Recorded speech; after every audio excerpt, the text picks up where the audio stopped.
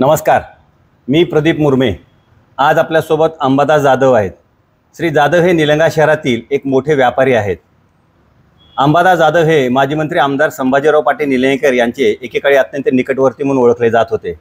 परंतु सध्या अंबादास जाधव हे माजी जे काही मंत्री आहेत संभाजीराव पाटील निलंगेकर यांच्या विरोधामध्ये निलंगा विधानसभा मतदारसंघातून निवडणूक लढणार अशा प्रकारची जोरदार चर्चा सध्या निलंगा विधानसभा मतदारसंघातील राजकीय वर्तुळामध्ये ऐकावयास मिळत आहे। तर या चर्चेच्या पार्श्वभूमीवर आज आपण श्री जाधव यांच्याशी चर्चा करणार आहोत। सर नमस्कार। सर नमस्कार।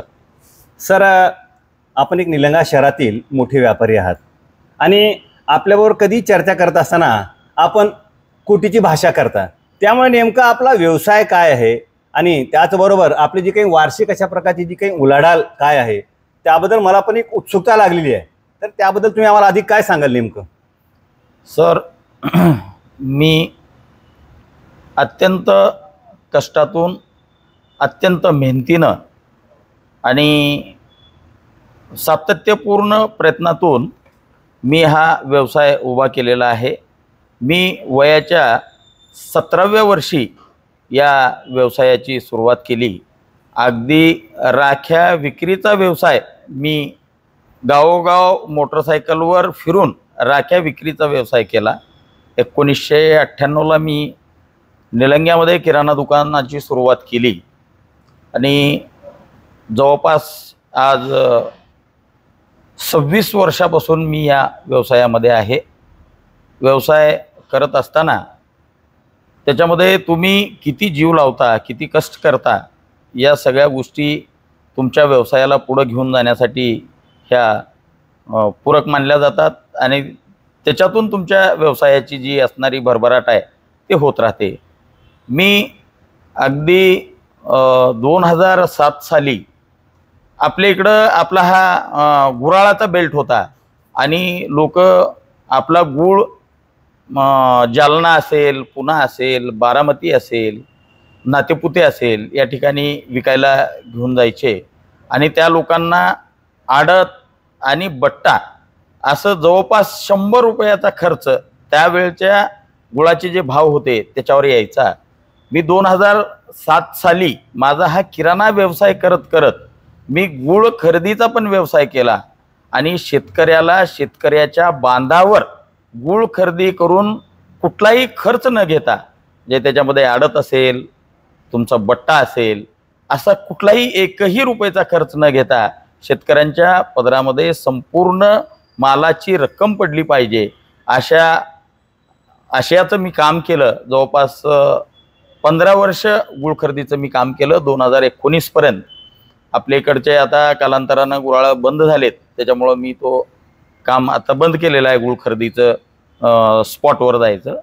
आणि तुम्ही जी पहिल्या सुरुवातीला म्हणालात किंवा तुम्ही तुमच्यासोबत चर्चा करत असताना तुम्ही करोडोची भाषा करता, कोट्यावधीचं चर्चा करता।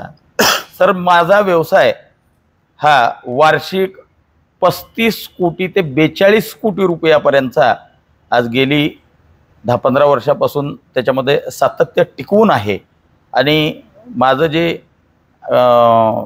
व्यापाराचं जे स्वरूप आहे ते मी साखर, तेल, रवा, मैदा, चुरमुरा, पोहा, नारळ हे होलसेल आणि रिटेल दोनही प्रकारचा व्यवसाय करतो आणि जवळपास माझा माल 4 राज्यामध्ये जातो। कर्नाटकमध्ये आपला माल जातो, त्याच्यानंतर उत्तर प्रदेशमध्ये माझा माल जातो, त्याच्यानंतर महाराष्ट्रामध्ये तर माल जातो आणि राजस्थानमध्ये सुद्धा मी माल पाठवतो। सर, माजी मंत्री विद्यमान आमदार संभाजीराव पाटील निलंगेकर यांच्या आपण अत्यंत निकटवर्ती म्हणून राजकीय वर्तुळामध्ये ओळखलं जात होता। परंतु आता आगामी विधानसभा निवडणुकीच्या पार्श्वभूमीवर सध्या जर आपण बघितलं निलंगा विधानसभा मतदारसंघामध्ये अशी एक चर्चा ऐकायला मिळते की अंबादास जाधव हे एकेकाळी जे संभाजीराव पाटील निलंगेकर त्यांचे नेते होते त्यांच्या विरोधामध्ये निवडणूक लढणार अशा प्रकारची चर्चा आहे। तर नेमकं यामध्ये कितपत तथ्य आहे, काय सांगाल तुम्ही आम्हाला नेमकं? सर, आपण पहिल्या सुरुवातीला जी प्रश्न विचारला त्याच्याबद्दल मी तुमचं या ठिकाणी स्वागतच करतो। मी जवळपास 22 वर्ष इमाने इतबारे संभाजीराव पाटलांचा कार्यकर्ता म्हणून काम केलं। कुठलाही एकही रुपयाचा फायद्याचा विचार न करता, कुठलीही एकाही रुपयाची मदत न घेता तन मन धन लावून मी काम केलं. परंतु 2022 साली जो कारखाना मी घेतला, ते आता ते सांगतात की आम्ही कारखाना घेतला. सर, त्या कारखान्याबद्दलचं अजिबात त्यांना कुठलंच काही माहीत नव्हतं. त्या कारखान्याचं टेंडर ज्या वेळेला निघालं त्यावेळेला त्यांचं आणि माझं जी कम्युनिकेशन झालेलं आहे त्याची माझ्याकडे ऑडिओ क्लिप आहे. मी पेन ड्राईव्हमध्ये काढून ठेवलेली आहे. वेळ पडली तर मी ती क्लिप म्हणजे व्हायरल करणारच आहे. त्याच्याबद्दल म्हणजे वाद नाही. आणि जवळपास 22 वर्षामध्ये कुठलीही अपेक्षा न ठेवता मी काम केलं.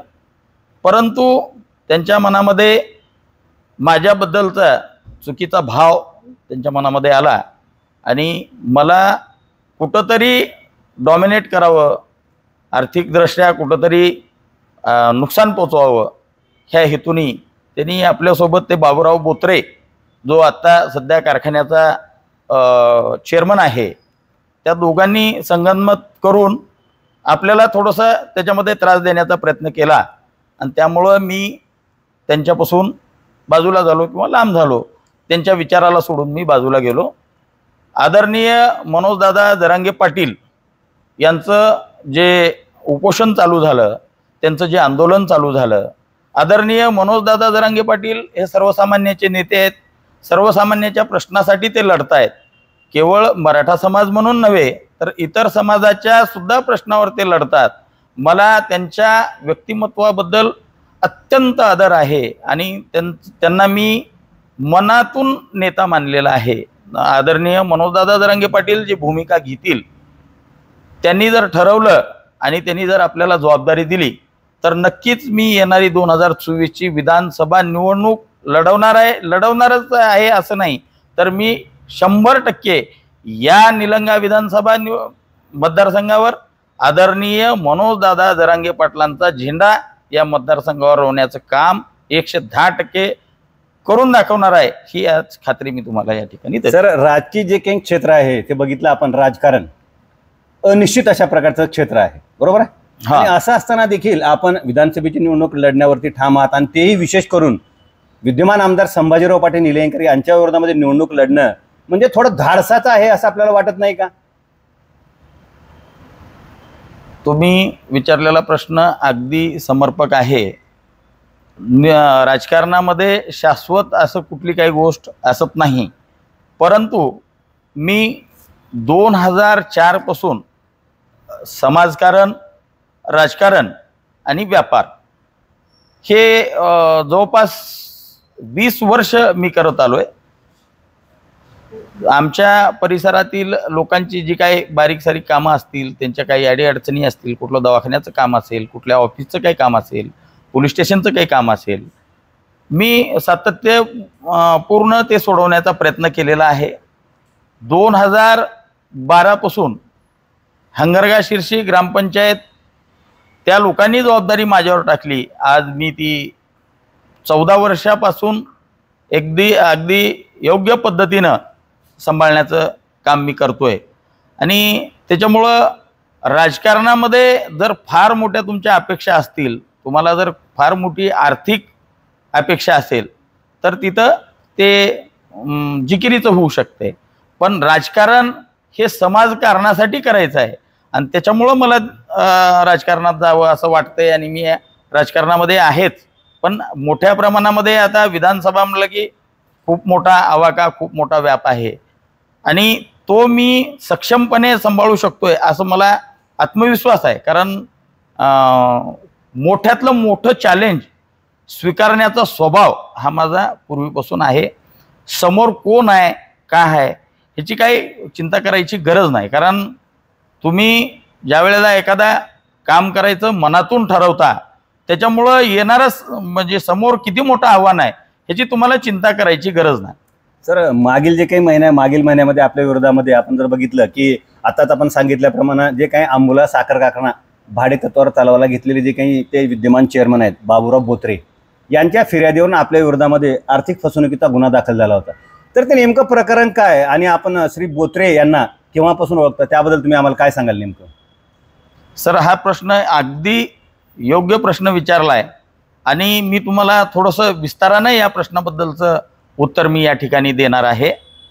बाबूराव बोत्रे हा मांडोगण परडा, जो मांडोगण फराटा आहे, शिरूर, घोडनदी शिरूर तालुका, जिल्हा पुणे या ठिकाणचा तो रहिवासी आहे.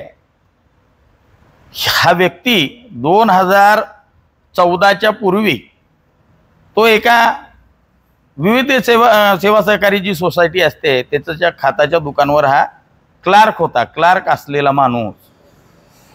त्यांची आणि माझी ओळख झाली 2018ला. माझे एक मित्र आहेत अहमदनगरचे, त्यांच्यासोबत ह्यांचा परिचय झाला.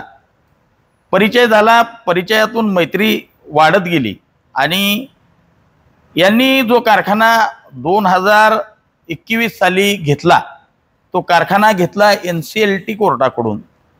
तो कारखाना बँक ऑफ इंडिया SBIनी तो कारखाना ताब्यात घेतला होता. SBIचं लोन होतं त्या कारखान्यावर आणि तो कारखाना जप्त करून NCLT कोर्टाकडे तो कारखाना टेंडर प्रक्रिया करण्यासाठी, विक्री करण्यासाठी होता. त्यांनी तो कारखाना 2021 साली घेतला आणि 2021 साली जो कारखाना त्यांनी घेतला, तो कारखाना घेतला 23 कोटीला.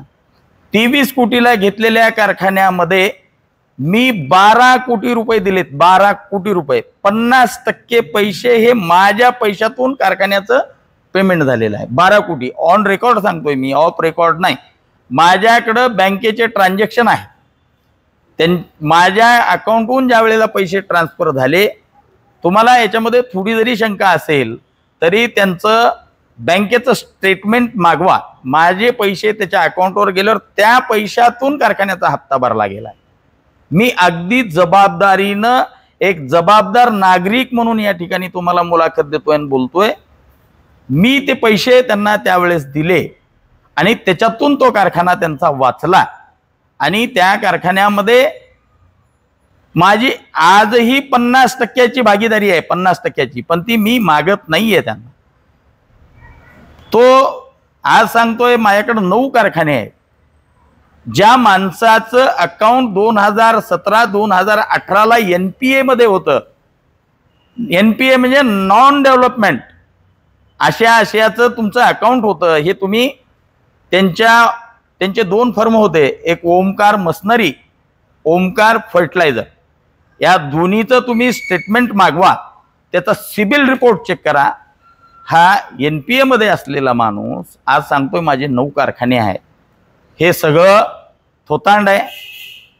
बऱ्याच बँकाला त्यांनी वेगवेगळ्या माध्यमातून वेगवेगळी प्रलोभनं देऊन भरपूर लोन घेतलेला आहे आणि हा सगळा एक फुगा आहे. हा ज्या वेळेला फुटेल त्यावेळेला बाबूराव बोत्रे कुठं, हा फुडकण्याचा संशोधनाचा विषय राहील. कारण 2014-2024 ही लय मोठा काळ नाही. 10 वर्षामध्ये तुमच्याकडे 9 कारखाने तुम्ही आले कुठून, जे घेतलो म्हणता, आले कुठून? तर माझ्यावर त्यांनी जी FIR केली, त्या FIR मध्ये त्यांनी सांगितलं होतं की माझ्याकडचं जी डॉक्युमेंट मी कोर्टामध्ये दाखल केलंय ते कोर्टात डॉक्युमेंट दाखल केलेलं फोर्ज आहे. मूळ प्रक्रिया असे असते, एखादं डॉक्युमेंट, एखादा कागद जो कोर्टामध्ये ॲडमिट आहे त्याचं पोलीस स्टेशनला तक्रार होऊ शकत नाही. पण राजकीय दबाव तंत्र वापरून तो गुन्हा नोंद झाला. तो गुन्हा नोंद करण्यामागचा हेतू स्पष्ट होता. माझ्यावर कुठंतरी दबाव तयार झाला पाहिजे, माझी कुठंतरी हॅरासमेंट झाली पाहिजे आणि समाजामध्ये माझ्या प्रतिमेला कुठंतरी काळं लागलं पाहिजे, अशाचा प्रयत्न त्यांनी केला. माझ्यावर 12 तारखेला गुन्हा नोंद झाला. ज्या डॉक्युमेंटच्या आधारे गुन्हा नोंद झाला त्याच डॉक्युमेंटवर माननीय जिल्हा न्यायालयाने त्यांचं लिव्ह टू डिफेन्स रिजेक्ट केलं. त्याच्यात त्यांनी अपील हायकोर्टामध्ये केली होती. माननीय हायकोर्ट छत्रपती संभाजीनगर मुंबई ब्रँच त्यांनी निर्णय दिला आणि उद्याच्या 14 तारखेपर्यंत 14/10/2024 पर्यंत पैसे जमा करा कोर्टामध्ये असे स्पष्ट आदेश त्यांनी दिलेले आहेत. त्यामुळं केसमध्ये किती तथ्य होतं, काय तथ्य होतं, हे आज मला नव्यानं त्याचं स्पष्टीकरण द्यायची काही गरज आहे असं मला वाटत नाही. सर, संभाजीराव पाटील निलंगेकरांचं जे काही राजकारण आहे ते आपण अतिशय जवळून बघितलेलं आहात. आणि जे काही विधानसभा जे काही निवडणूक आहे असते त्या विधानसभा निवडणुकीमध्ये बाबा साम म्हणा, दाम म्हणा, दंड म्हणा, नीती म्हणा, भेद म्हणा, लक्षात हे जे काही तंत्र आहेत संभाजीराव पाटील निलंगेकर अत्यंत पूर्ण ताकदीने हे तंत्र अवलंबत असतात. आणि त्यामुळे राजकीय विश्लेषक असं बोलतात की विद्यमान परिस्थितीमध्ये संभाजीराव पाटील निलंगेकर यांना समर्थ अशा प्रकारचा पर्याय दिसत नाही. तुम्हाला काय वाटतं की प्राप्त परिस्थितीमध्ये संभाजीराव पाटील निलंगेकर यांना समर्थ पर्याय आहे का? सर, निवडणूक म्हटलं की सगळ्या गोष्टी येतात, साम दाम दंड भेद. आता आपल्याकडं जर दाम सोडलं तर बाकीचं सगळंच आहे. येणारी ही जी काय 2024ची निवडणूक आहे ही जनता हातात घेणार आहे. जनता, लोकांना वीट आलेला आहे. लोक मनातून उत्सुक आहेत कधी एकदा निवडणूक येईल आणि त्यांच्या मनामध्ये जे काय 2-3 वर्षापासूनची जी खदखद आहे ती व्यक्त करायची संधी या ठिकाणी लोक पाहत आहेत. आणि सगळ्यात महत्त्वाचा मुद्दा असा आहे, मी जवळपास 100 गावामध्ये भेटीगाठी केलेल्या आहेत, भेटी दिलेल्या आहेत. प्रत्येकाचं म्हणणं एकच आहे, जर समजा मनोजदादा जरांगे पाटील निवडणूक लढवायचा निर्णय घेतला आणि जर तुम्हाला उमेदवारी त्यांनी दिली तर तुम्ही आमच्याकडे यायची सुद्धा गरज नाही, आम्ही स्वतःच तुम्हाला निवडून देणार आहोत. आणि दामाचा जो काही विषय आहे, गावागावामध्ये जसं 1995च्या पूर्वी भाई श्रीपतरावजी साळुंके साहेब, मधुकररावजी सोमवंशी साहेब यांच्या काळामध्ये ज्या निवडणुका लढल्या जायच्या 100 रुपये, 200 रुपये, 500 रुपये असं वर्गणी गोळा करून, अशा आशयाचं या निलंगा विधानसभा मतदारसंघातील लोक निवडणुकीचा निधी गोळा करून देतील अशी परिस्थिती आज या निलंगा विधानसभा मतदारसंघामध्ये आहे. लोक प्रत्येक जण भेटल्याच्या नंतर हेच सांगतोय की पैशाची काळजी करायची गरज नाही, आम्ही गावागावामध्ये निवडणुकीसाठी फंड गोळा करणार आहोत. 100, 200, 500 रुपये ज्याची जशी ऐपत आहे तशी आम्ही गोळा करणार आहोत आणि तुम्हाला मतदान तर देणारच आहोत, पण खर्चासाठी पैसे सुद्धा तुम्हाला आम्ही देणार आहोत. अशा पद्धतीचं लोकांची चर्चा या निलंगा विधानसभा मतदारसंघामध्ये आहे. सर, जी काही आगामी जी काही विधानसभा निवडणूक आहे, आगामी विधानसभा निवडणुकीच्या पार्श्वभूमीवर संभाजीराव पाटील निलंगेकर यांच्या विरोधामध्ये निवडणूक लढण्यासाठी विविध पक्षाच्या माध्यमातून अनेक इच्छुकांची भाऊगर्दी आपल्याला पाहायला मिळते. आणि काँग्रेसमध्ये तर जवळपास आता जे रिसेंट माहिती आहे 12 जणांनी पक्षश्रेष्ठीकडे उमेदवारीसाठी मागणी केलेली आहे. आता हे जे काही इच्छुक आहेत, आपण तुमचा अपवाद थोड्या वेळासाठी बाजूला ठेवू. आता ही जी इच्छुकांची जी काही यादी आहे त्या इच्छुकांच्या यादीमधील कुठला इच्छुक उमेदवार संभाजीराव पाटील निलंगेकर यांना समर्थ पर्याय ठरेल असं तुम्हाला वाटतं? सर, तुम्हाला जी आज हे काँग्रेस पक्षामध्ये दिसत असलेली जी भाऊगर्दी आहे, निवडणुका डिक्लेअर झाल्याच्या नंतर आणि पक्षश्रेष्ठी जो निर्णय घेईल त्यांचं प्रत्येक बैठकीमध्ये, प्रत्येक मेळाव्यामध्ये असं एकमत चालू आहे त्यांचं. आणि ही खरी लोकशाही आहे. लोकशाहीमध्ये माणसाला मागण्याचा अधिकार आहे.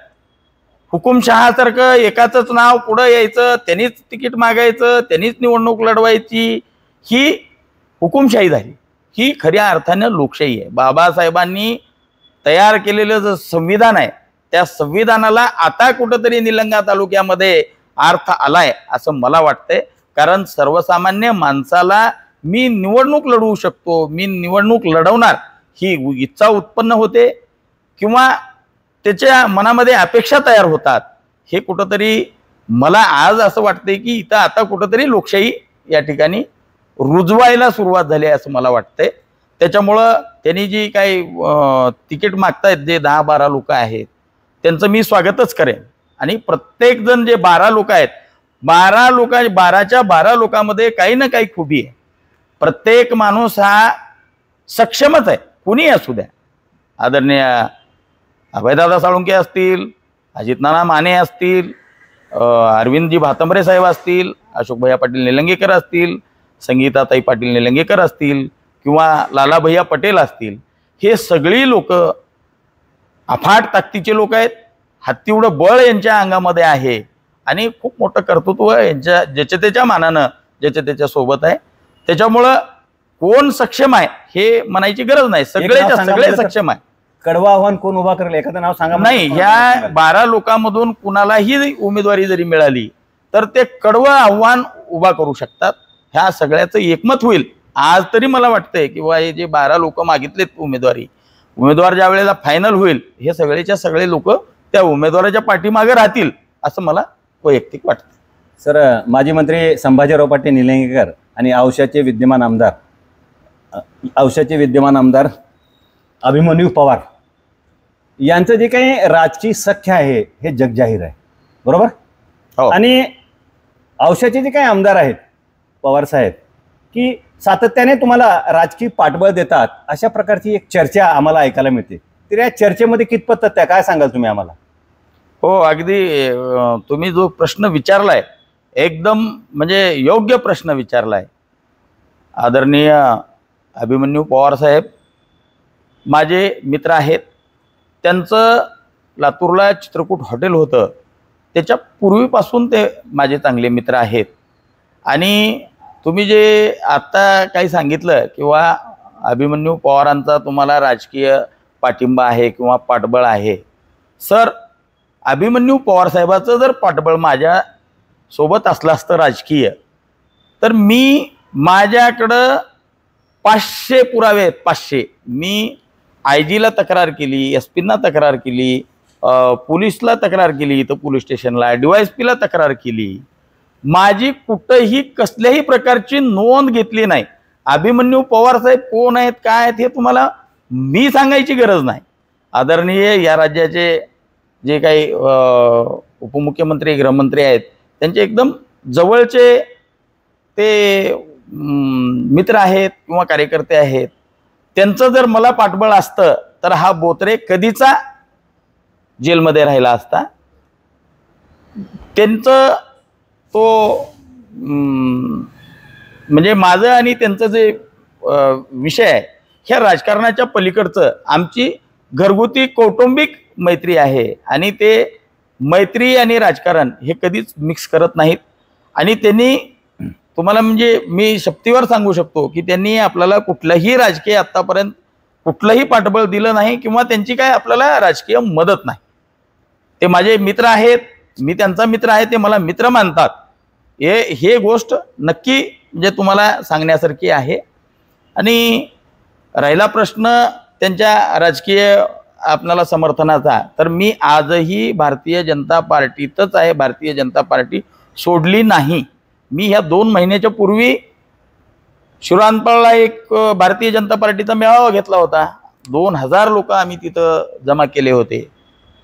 त्याच्यामुळं ते पण भारतीय जनता पार्टीचे आहेत, मी पण भारतीय जनता पार्टीचा आहे. त्याच्यामुळं आमची भेट होते, आमचं बोलणं होते, पण त्यांचं आपल्याला कुठलंही राजकीय पाठबळ नाही हे मी आज या तुमच्या मुलाखतीच्या माध्यमातून बऱ्याच लोकांच्या मनामध्ये शंका असेल त्या शंकेचं निरसन व्हावं त्यासाठी या प्रश्नाचं मी सखोलपणे तुम्हाला या ठिकाणी उत्तर दिलेलं आहे. तर आगामी जे काही विधानसभा निवडणूक आहे या आगामी विधानसभा निवडणुकीमध्ये निलंगा विधानसभा मतदारसंघामध्ये मराठा योद्धा मनोजदादा जरांगे पाटील हे जे काही फॅक्टर आहे हे फॅक्टर प्रभावी ठरेल का? तुम्हाला काय वाटतं नेमकं? 100% आदरणीय मनोजदादा जरांगे पाटलांनी जी भूमिका घेतली आहे ते भूमिका कुठल्या एका समाजासाठीची नाही आहे, सर्वसमावेशक भूमिका त्यांची आहे. त्यांनी मराठा समाजाच्या बरोबर मुस्लिम समाज असेल, दलित असेल, आदिवासी असतील, धनगर बांधवांचा प्रश्न असेल, त्या प्रश्नाला त्यांनी वेळोवेळी हात घातलेला आहे. त्यांनी शेतकऱ्याच्या बाबतीतलं सुद्धा खूप मोठा प्रश्नाला हात घातलेला आहे. त्यांनी आज मनोजदादा जरांगे पाटील साहेबांचं जे नेतृत्व आहे 400 वर्षाच्या नंतर सर्वसामान्य जो समाज आहे तो त्यांना छत्रपती शिवाजी महाराजांच्या भूमिकेत बघतोय. छत्रपती शिवाजी महाराज अशा पद्धतीमध्ये मनोजदादा जरांगे पाटील साहेबांना सर्वच समाज त्यांच्याकडं अशा अपेक्षा लावून आहे. आणि जर मनोजदादा जरांगे पाटलांनी निवडणूक लढवायचा निर्णय घेतला तर या महाराष्ट्रामध्ये जे काही चित्र समोर येईल ते चित्र फार वेगळं असेल आणि मनोजदादा जरांगे पाटील हे 2024चे किंग मेकर ठरू शकतील. ते जर निर्णय घेतले तर 100% मराठवाड्यामध्ये ज्या जागा आहेत त्या पूर्णच्या पूर्ण मनोजदादा जरांगे पाटील यांच्या विचारानं जे उमेदवार रिंगणात उतरतील तेच निवडून येतील. अन्य कुठल्याही पार्टीचा उमेदवार निवडून येणार नाही. मी आज तुम्हाला खात्रीपूर्वक या ठिकाणी सांगतो. सर, आत्ताच आपण सांगितलं की मनोजदादा जरांगे पाटील यांनी जर आदेश दिला तरच आपण निलंगा विधानसभेची निवडणूक लढणार. समजा गृहीत धरा राजकारणामध्ये कधीही काही होऊ शकतं. समजा असं झालं की तुम्हाला निवडणुकीमध्ये निवडणूक लढण्यापासून थोडं थांबावं लागलं लक्षात, तर तुमची जी काही रणनीती असेल, राजकीय रणनीती निलंगा विधानसभा मतदारसंघामध्ये, तर ती रणनीती काय असेल नेमकं? आज आपण मनोजदादा जरांगे पाटील साहेबांना दैवत म्हणून या ठिकाणी काम करतोय. मनोजदादा बांधतील ते तोरण आणि ठरवतील ते धोरण. मनोजदादांनी जे काही निर्णय घेतला, मनोजदादा जे काही आदेश देतील त्या आदेशाचं आम्ही इमानेद्वारे पालन करू. त्यांनी जर आम्हाला थांबा म्हणून सांगितलं तर 100% थांबू. त्यांनी लढा म्हणून सांगितलं तर माझ्या शरीरामध्ये शेवटचा श्वास शिल्लक असेपर्यंत मी लढणार आणि त्यांचा आदेश आमच्यासाठी हा अंतिम आदेश असेल. सर, मागील जवळपास 20-22 वर्षापासून आपण राजकारणामध्ये सक्रिय आहात. तर आगामी जे काही विधानसभा निवडणूक आहे, या आगामी विधानसभा निवडणुकीमध्ये निलंगा विधानसभा मतदारसंघामध्ये नेमकं राजकीय चित्र काय राहील असं तुम्हाला वाटतं? निलंगा विधानसभा मतदारसंघ हा पूर्वीपासून विरोधी विचाराचा मतदारसंघ आहे आणि या मतदारसंघामध्ये आज परिस्थिती अशी आहे की जी काही सत्ताधारी आमदार आहेत त्यांच्या माध्यमातून लोकांनी ज्या काही आशा अपेक्षा बाळगलेल्या होत्या त्या आशा अपेक्षा पूर्ण लोकांच्या झाल्या नाहीत. बेरोजगारीचा प्रश्न असेल, परत चांगल्या रस्त्यांचा प्रश्न असेल किंवा आरोग्याचा प्रश्न असेल, असे मतदारसंघामध्ये खूप सारे प्रश्न आहेत आणि या प्रश्नाला जो कोणी न्याय देईल अशा माणसाच्या पाठीमागे जनता या तिन्ही तालुक्यातली तिन्ही मतदार म्हणजे निलंगा, शिराळपाल आणि देवणी या तिन्ही तालुक्यातल्या लोकांच्या मनामध्ये यावेळेला 100% बदलाचं वारं या ठिकाणी वाहतंय आणि येणाऱ्या काळामध्ये तुम्हाला स्पष्टपणे म्हणजे दिसेल किंवा काय या मतदारसंघामध्ये चमत्कार झाला किंवा काय या लोकांच्या मनामध्ये होतं हे तुम्हाला अवघ्या 1 महिनाभराच्या कालावधीमध्ये समजून येईल. आगामी जे काही विधानसभा निवडणूक आहे त्या आगामी विधानसभा निवडणुकीमध्ये निलंगा विधानसभा मतदारसंघाचा आमदार म्हणून कोण निवडून येईल? या ठिकाणी निलंगा विधानसभा मतदारसंघाचा जो आमदार असेल तो सर्वसामान्य घरातला आमदार असेल. कोण निवडून येईल, काय निवडून येईल हे पुढची परिस्थिती आणि वेळ तुम्हाला सांगून देईल. पण 100% मी तुम्हाला खात्रीनं सांगतो, तो जो कोणी उमेदवार या ठिकाणी निवडून येईल या निलंगा विधानसभा मतदारसंघामध्ये, तो उमेदवार चटणी, भाकरी, आळणी, मिरचू, मीठ, तेल खाल्लेला असेल.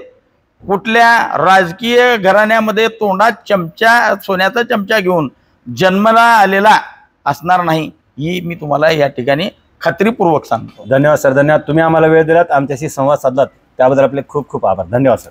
तुम्ही या ठिकाणी माझी मुलाखत घेतली त्याबद्दल मी तुमचं या ठिकाणी आभार मानतो.